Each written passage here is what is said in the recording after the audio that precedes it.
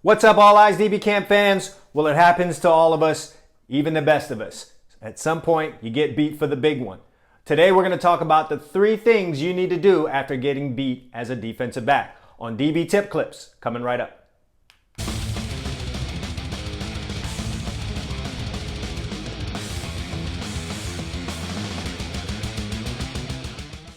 Well, guys, I'm glad you can join me for yet another great video on defensive back play. But before we get into all of that, hey, listen, we've been doing pretty good on this channel. My goal was to try and get up to 10,000 subscribers by January 2021.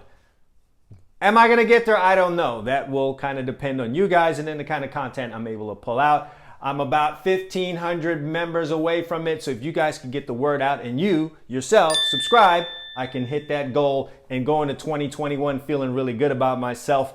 And we all know 2020 was kind of a down year for everyone, but looking to start 2021 off on a positive note. So if you could go ahead and like this video and then subscribe, you could help me get towards my goal as I continue pumping out great content for you guys to learn this position. And also, if you're not already a member of the All Eyes DB Camp member area, I have over 100 videos on advanced topics like drills, technique breakdown, coverage breakdown. You're going to learn coverages in there. Everything you need to take your defensive back game to the next level. I have a link down in the description for you guys that want to raise your game because, you know, next season's coming around and you're going to want to be at the best that you can. Knowledge is the key. So I'll have a link down in the description for you to take a look at the All Eyes DB Camp members area. It's the best investment you'll ever make. All right, so let's get on to the matter at hand here.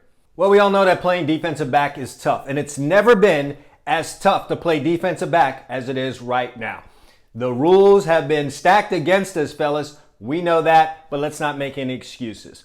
Good technique usually wins, and sometimes when it doesn't, the big play will happen, and you got to know how to fight back from that. So a big part of this game, as I've said before, is mental, and that is not only studying your opponent and knowing what they're going to do, but being able to be strong mentally when things aren't really going your way on the football field. And if you play long enough and you play against good enough competition, you're going to run into a situation where things aren't just going your way. So how do you handle that? How do you come back from the mini defeats that'll happen on the football field to get back on track really, really fast and make plays to overcome what has just happened and help your football team?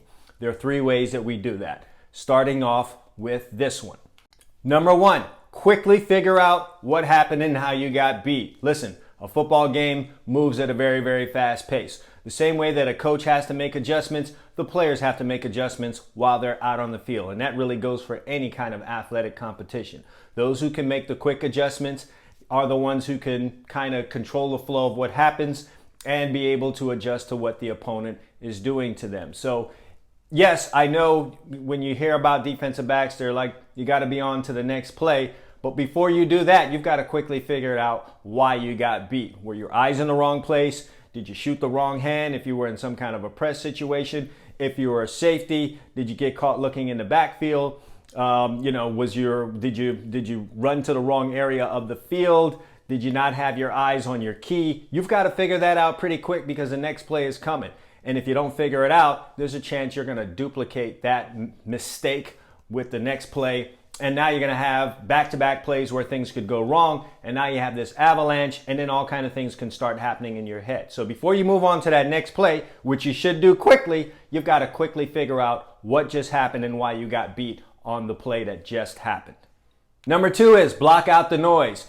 Are you on the road? Whether you're in college or in some of these high school areas, you're playing in a pretty packed stadium where the noise can be quite noisy, and you could give the other team a big play and the noise is happening, and you've got to be able to block all that out because it's going to affect your thought process. So remember, in number 1, you've got to be able to quickly figure out what's going on. If you start focusing on the noise and some of the cheering for the rival fans, then there's a chance that could block your ability to figure out what just happened. It could take your mind off of the next play that's coming up. And again, it could lead to back-to-back bad plays, and then the avalanche snowball starts happening, and then we've got a whole series that's really bad for you, the team, and everyone else. The other thing too is if you had a bad game, all right, let's say you had a bad game where a number of things didn't go right for you, and the game is over and you've got to get ready for a game next week.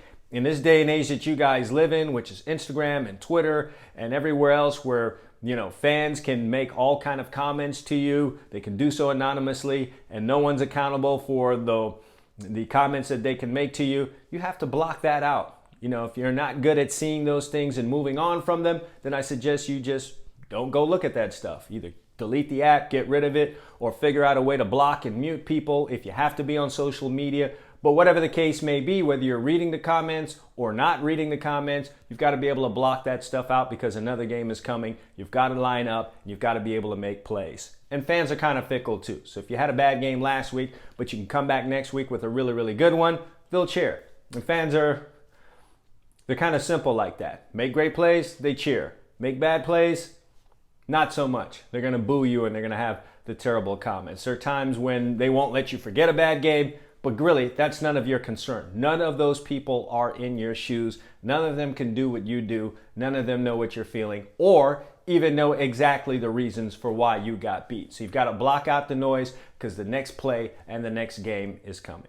And finally, this last one, and maybe the most important one, focus on the next play or the next game, all right? If you're in the middle of a game, you just got beat for a 60-yard pass, or you just gave up a touchdown in the end zone and the team is taking the lead, let's say, you've got to now block that out of your mind. So after you've figured out quickly what happened there and you've blocked out all the noise, you've got to get ready for that next play. So if it wasn't a touchdown, you're immediately lining up for another play. You've got to figure out what happened rather quickly, block out the noise, and then now you've got to get focused on the next play. Go through your reads, see the formation, know the down and distance. You've got to go through that checklist, and if you're caught up too much on what happened on the last play, you're going to mess up one of those key and important steps for the next play that could put you in position to make a great play. There've definitely been guys who have given up big plays and then turn around the next play and get an interception.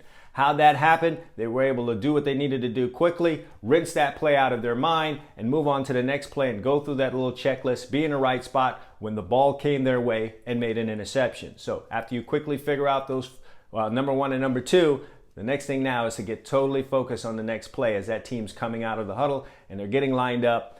What's the formation? What are the splits? What's the down and distance? What am I to expect here? And then as the play unfolds, your mind has to be on what is happening in front of you and where you need to be. So if you can get a good focus on the next play, you've put yourself in great position to make that play.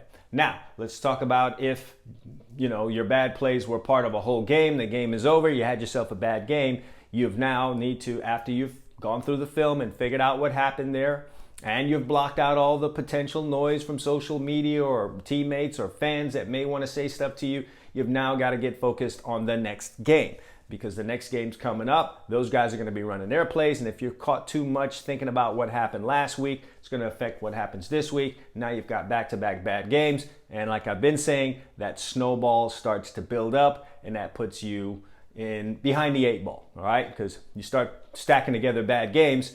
If you remain in the lineup, then you're going to be in a really, really bad position. You're not going to be able to help your team because mentally you've gotten all beat down. All right, so there you have it. 3 quick notes on something that happens to every defensive back when they play this game. You get beat. But if you can get yourself together and focus on those 3 things that we just went over in this video today, you can put yourself in a great position to take a bad thing and spin it around and turn it into a really, really good thing.